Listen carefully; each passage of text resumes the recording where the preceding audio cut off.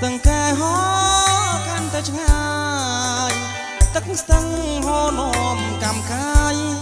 ឲ្យរសាយក្នុងដួងចិត្តផងលុបពោមាត់ស្ទឹង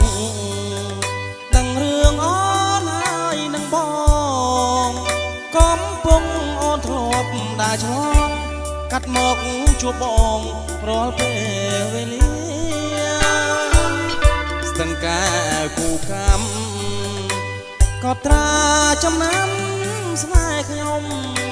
ពេលនឹងការធ្លាប់ក្រភំទូរយអស់ហើយលំអងទុនធាអ្នកកុំប្រាប់គេថាខ្ញុំធ្លាប់កាត់ជួបគ្នាព្រួងខ្មាំងធម្មជាតិនានា